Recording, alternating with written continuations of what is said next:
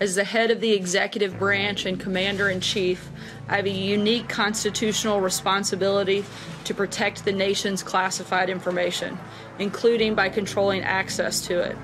Today, in fulfilling that responsibility, I've decided to revoke the security clearance of John Brennan, former director of the Central Intelligence Agency. Upon hearing about Brennan's firing, real-life Benghazi hero Chris Peranto tweeted, "My principles are greater than clearances too, John, especially when you and the CIA Kool-Aid drinkers punished us for not going along with the Benghazi cover-up story in order to protect you, Hillary Clinton, and Barack Obama's failures.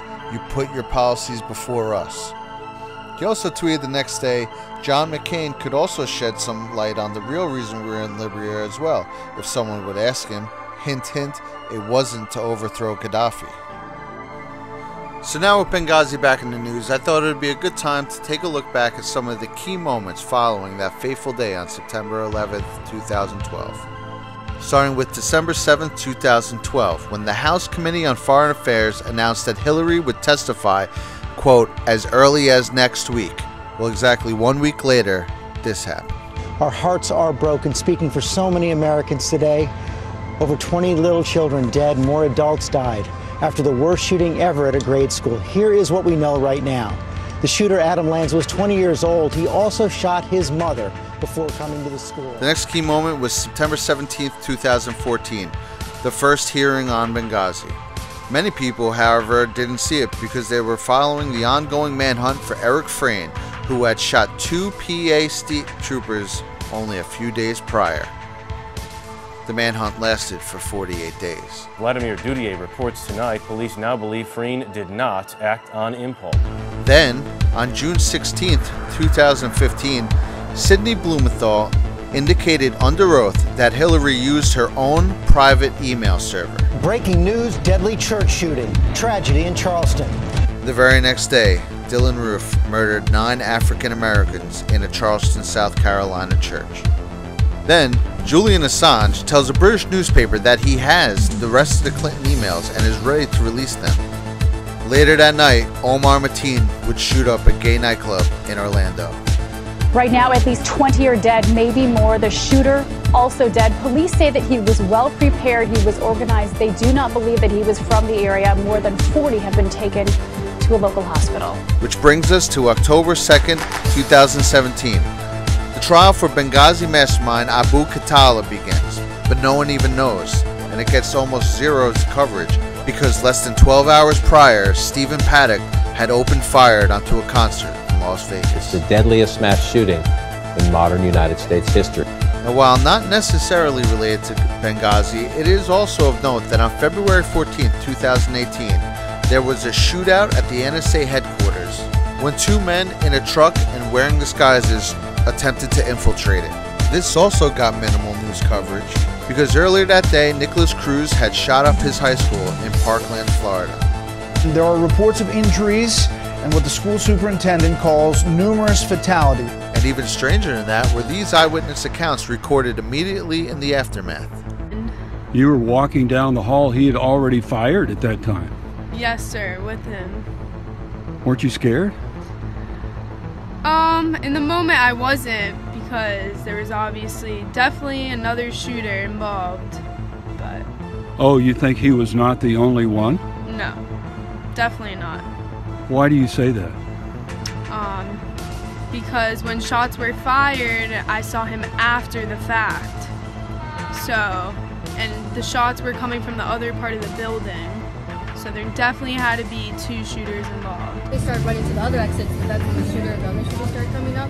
So everybody, and then I thank God to this teacher who opened up her door and like all of us. So you think there was more than? Do you think there was more than one shooter? There's 3 shooters. That's what I hear. Definitely. And then I suddenly saw the shooter about 20 feet from me, standing at the end of the hallway, actively shooting down the hallway, just a barrage of bullets. And I'm staring at him thinking, why is the police here? This is strange, because he's in full metal garb, helmet, face mask, bulletproof armor, shooting this rifle that I've never seen before. I don't know when I decided it was the right time to close the door. I grabbed the handle with both hands, and that's when I got nicked. She got shot in the arm trying to open the door, And then the other teacher, he got shot in the head. But he couldn't see the shooter. I had a good visual of him, which is why I yelled at him to shut his door now.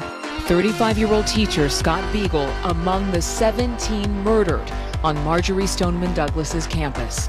We finally got out, and they started yelling at us to keep focus and pay attention ahead, the army people, because they didn't want us to see the bodies that they hid in the corner. They were putting mats over them so we wouldn't see them.